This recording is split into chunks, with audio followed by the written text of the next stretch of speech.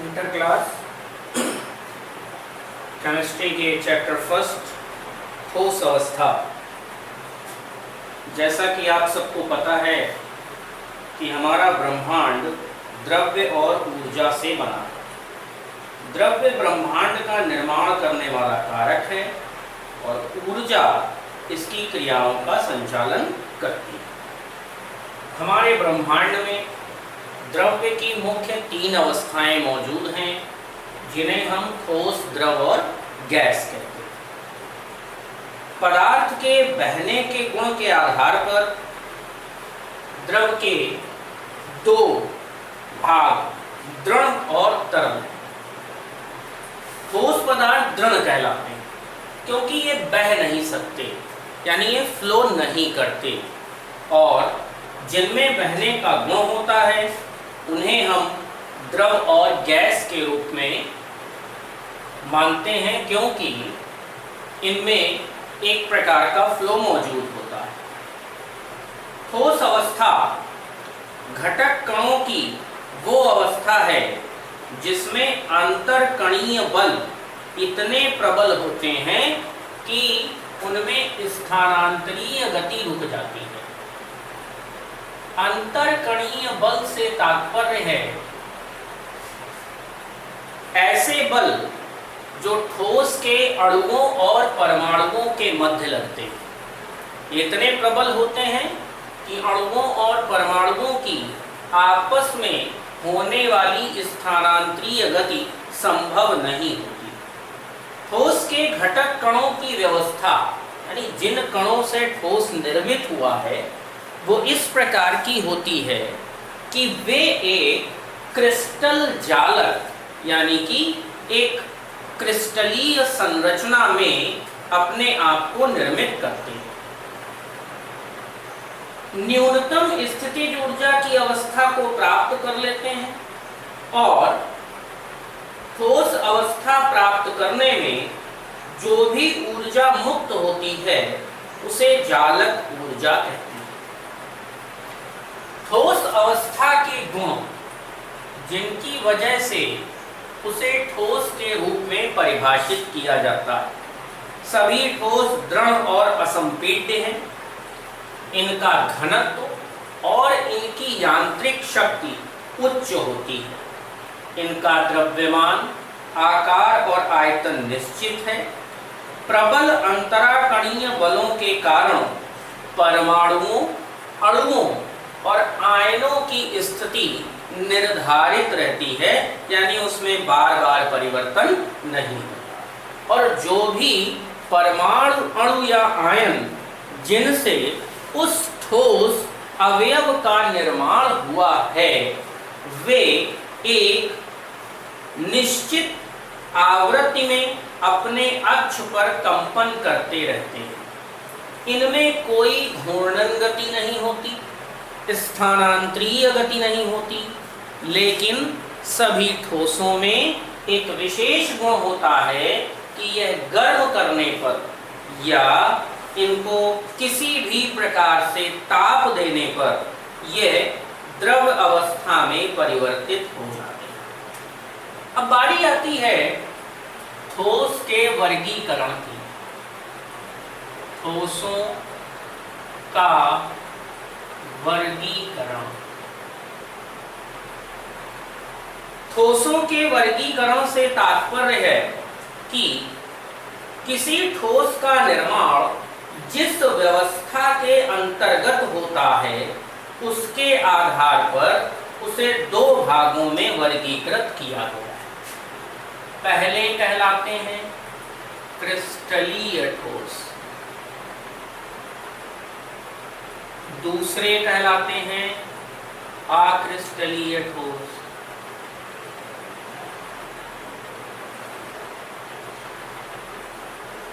इस 2 प्रकार के वर्गीकरण की व्याख्या, यदि घटक कण एक व्यवस्थित क्रम में जुड़े हों और एक 3 डायमेंशनल व्यवस्था हो, तो उस प्रकार के जालकीय ठोसों को क्रिस्टलीय ठोस कहा जा सकता है। जब भी व्यवस्था त्रिविम होती है यानी 3 डायमेंशनल, तो क्रिस्टल जालक बनता है।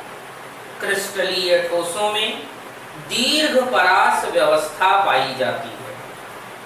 कुछ क्रिस्टलीय ठोस ऐसे हैं जिनमें 2 डायमेंशनल व्यवस्था भी होती है, जैसे कि ग्रेफाइट। इनका गलनांक निश्चित है और ये विषम दैशिक होते हैं। Silver, copper, iron, sulphur, phosphorus और आयोडीन के यौगिक इसी प्रकार के क्रिस्टलीय ठोस हैं।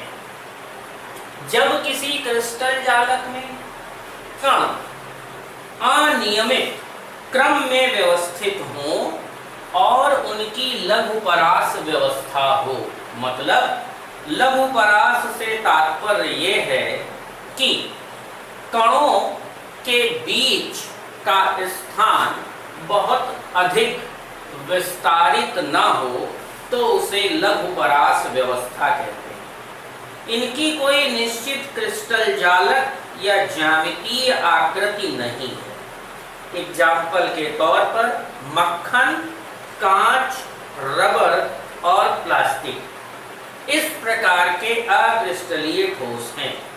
इनका गलनांक भी निश्चित नहीं होता।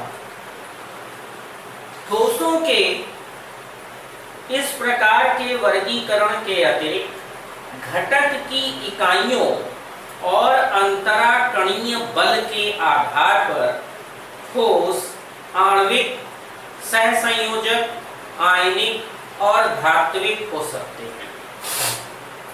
ये जो वर्गीकरण है, जिसे हम क्रिस्टलीय या अक्रिस्टलीय ठोस के रूप में जानते हैं, यह वर्गीकरण कण की व्यवस्था के आधार पर है, घटक की इकाइयों और अंतराकणीय बलों के आधार पर। यानी एक व्यवस्था और दूसरी व्यवस्था में आणविक ठोस,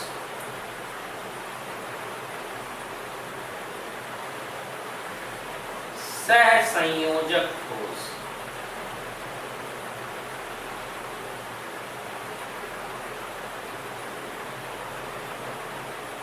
आयनिक ठोस,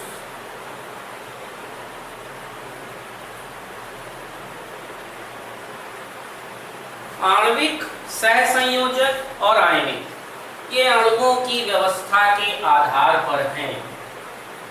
जिसे हम वास्तविक रूप में जानते हैं वो धात्विक ठोस है।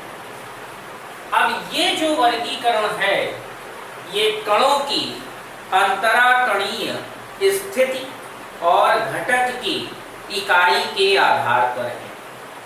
यदि किसी ठोस के क्रिस्टल में अणु होते हैं जो आपस में वैन डर वाल्स बलों द्वारा बंधे हों, तो ऐसे ठोसों को आणविक ठोस कहा जाता है।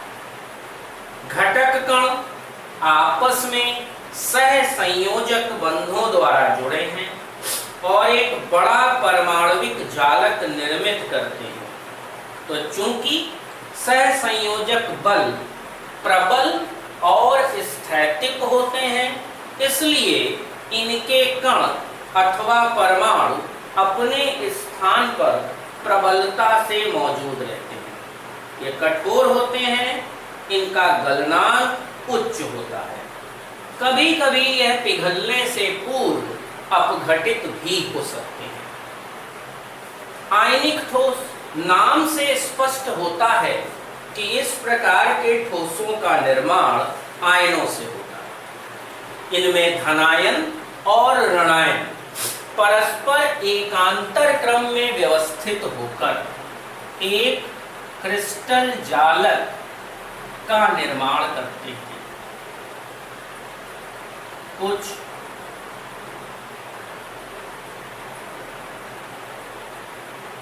इस प्रकार से। अब इस व्यवस्था में आप देखें, ये प्लस, ये माइनस, माइनस का विपरीत प्लस, प्लस का विपरीत माइनस, प्लस का विपरीत माइनस और माइनस का विपरीत प्लस। माइनस का विपरीत प्लस और प्लस का विपरीत माइनस। तो इस पूरी संरचना में आप एक चीज को स्पष्ट देख पाएंगे कि धनायन और ऋणायन किसी भी दिशा में एकांतर क्रम में व्यवस्थित है। और ये जो संपूर्ण संरचना आप देख रहे हैं इसे क्रिस्टल जालक कहते हैं। चौथा, धात्विक ठोस। सामान्यतः यह सभी धातु होते हैं, इनमें घटक कण परमाणु होते हैं और ये आपस में धात्विक बंधों द्वारा जुड़े होते हैं। नेक्स्ट आते हैं हम, जैसे बार बार कहा जा रहा है क्रिस्टल, तो क्रिस्टल अथवा क्रिस्टल निकाय या क्रिस्टल निकाय, इसके संबंध में जब भी कोई क्रिस्टलीय पदार्थ निर्मित हो तो उसका एक भाग क्रिस्टल कहलाता है। क्रिस्टल अनेक एकक सेलों से मिलकर बना होता है। एकक सेल मतलब एकक कोशिका। ऐसी बहुत सी एकक कोशिकाएं मिलकर एक संपूर्ण क्रिस्टल का निर्माण करती हैं। तो किसी क्रिस्टल में फलक, रूप, कोर और अंतराफलकीय कोण उपस्थित होते हैं। क्रिस्टल की समतल और पूर्ण व्यवस्थित सतह फलक कहलाती है। ये आपको एक क्रिस्टल दिख रहा है, ये एक सरल घन एकक सेल है जिसमें कुल मिलाकर 6 भाग आप देख सकते हैं। 1, 2, 3, 4, 5 और 6। यानी हमें एक भाग ये दिख रहा है, एक पीछे दिख रहा है, 2 भाग, एक ये दिख रहा है 3, एक इस साइड दिख रहा है 4, एक ऊपर दिख रहा है 5 और एक नीचे दिख रहा है 6। तो इसमें कुल मिलाकर 6 फलक की स्थितियां हैं। किसी क्रिस्टल के संगत सभी फलक एक निश्चित क्रम में व्यवस्थित होकर रूप का निर्माण करते हैं। मैंने कहा ये सरल घन एकक सेल है। यदि ऐसा ना हो और किन्हीं 2 अवयवों के बीच में अधिक लंबाई हो और 2 के बीच में कम लंबाई, तो अब जो रूप बनेगा क्रिस्टल का वो घनाभ का होगा। ये घन का है और ये घनाभ का है। अथवा किसी क्रिस्टल के नीचे के 3 अवयव जो त्रिकोणाकार आधार बनाएं और इनके द्वारा पिरामिडी संरचना बन जाए तो इसे हम क्रिस्टल का रूप कहते हैं। थर्ड आते हैं कोर पर। ये 2 निकटवर्ती फलकों के प्रतिच्छेदन का स्थान है। जैसे आप मैथ में भी पढ़े हैं या आपने कभी पहले पढ़ा हो घन की कोर, तो घन की कोर से तात्पर्य है उसकी भुजा का।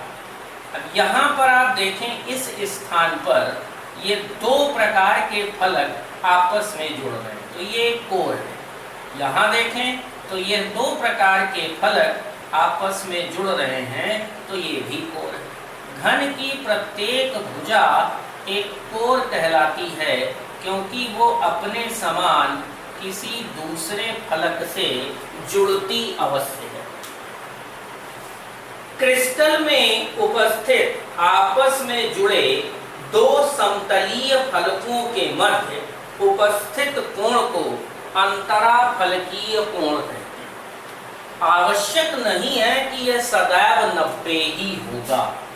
यदि मैं एक इस प्रकार के क्रिस्टल जालक की संरचना करूं तो आप इसमें देख पाएंगे कि 2 फलकों के मध्य कोण भिन्न होगा 90 अंश की तुलना में, या एक सीधी फलक का एक हिस्सा नीचे की तरफ झुक जाए तो भी अंतरा कोण परिवर्तित हो जाएगा। किसी क्रिस्टल के किसी अभिलाक्षणिक रूप को ग्रहण करने की प्रवृत्ति क्रिस्टल प्रभाव कहलाती है। यद्यपि किसी क्रिस्टल की आकृति भिन्न भिन्न हो, परंतु संगत फलकों के मध्य कोण का मान समान रहेगा। यानी अगर यहाँ 90 बन रहा है तो हर स्थान पर 90 होगा, अगर यहाँ 90 से कम बन रहा है तो हर स्थान पर 90 से कम होगा। यदि किसी संरचना में कोण 90 से अधिक है तो उसके प्रत्येक क्रिस्टल के हर फलक के सिरे पर कोण 90 से अधिक ही होगा। इसे अंतरा फलकीय कोणों की नियतता का नियम कहते हैं। अब क्रिस्टल के आकार और आकृति पर आते हैं।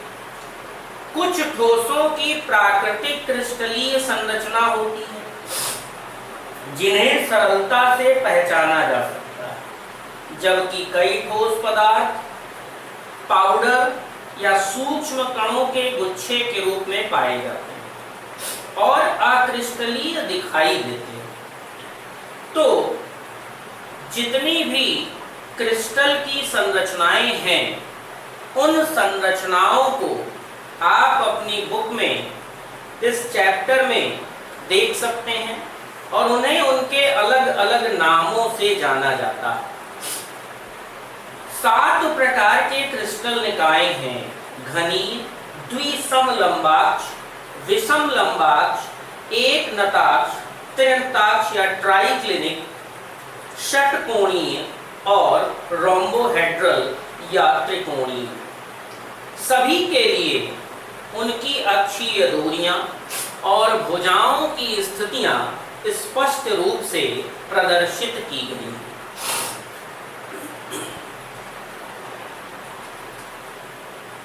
जब भी कभी क्रिस्टल में घटक कणों का एक निश्चित क्रमबद्ध त्रिविमीय विन्यास होता है, क्रिस्टल में परमाणु, अणु या आयन त्रिविम एक दूसरे के सापेक्ष स्थितियां प्रदर्शित करते हैं, तो इसे त्रिविम जालक कहा जाता है। एक छोटा सा फिगर लेते हैं हम, जिसमें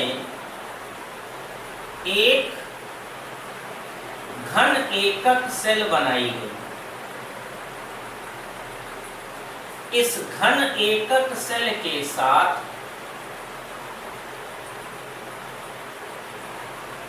एक दूसरी सेल को जोड़ा गया,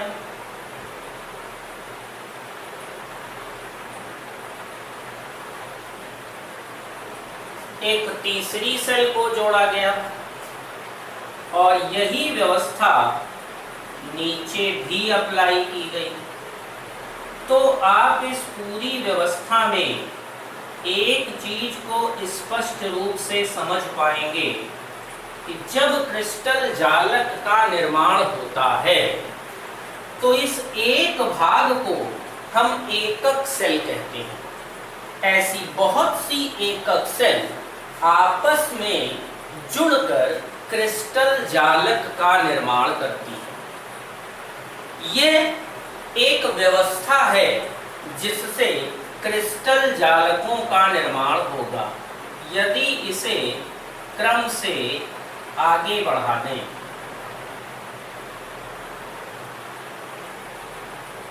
तो आप इसके पीछे की संरचना को भी देख पाएंगे।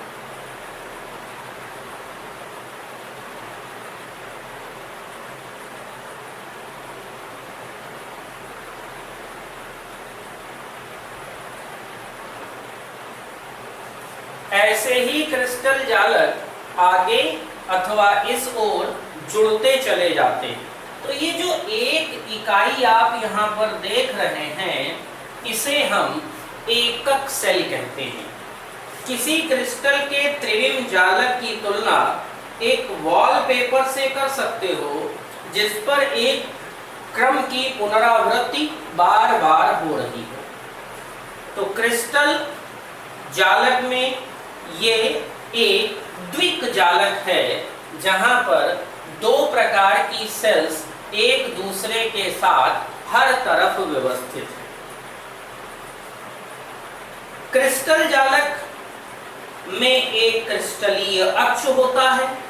क्रिस्टलीय अक्ष से तात्पर्य मैं एक सरल घन एकक सेल की संरचना पहले निर्मित करता हूं। अब आप इसमें अक्षों को ध्यान से देखिए। यह एक अक्ष है। यदि यह एक अक्ष है तो यह भी एक अक्ष है। इन सभी अक्षों में एक यह भी अक्ष है। तो अगर आप इस स्थान पर देखिए तो आपको तीन प्रकार के अक्ष मिलते हैं, x, y और z। अब यह एक पूरी संरचना तीन अक्षों के मध्य निर्मित है, इसलिए इसे 3 डायमेंशनल स्ट्रक्चर कहते हैं। और यहाँ पर तीन भिन्न प्रकार के कोण बनते हैं, जिन्हें अल्फा, बीटा और गामा कहते हैं। x और y अक्ष के मध्य जो कोण बनता है वो गामा है। x और z अक्ष के मध्य जो कोण बनता है वो बीटा है। और y और z अक्ष के मध्य जो कोण बनता है वो अल्फा है। ठीक, तो एक 3D संरचना जैसा कि आप फिजिक्स में अक्सर इस्तेमाल करते हैं, x, y, z, ये है अल्फा, y और x के बीच में है गामा, z और x के बीच में है बीटा। ठीक, तो ये क्रिस्टल जालक की 3 डायमेंशनल व्यवस्था है।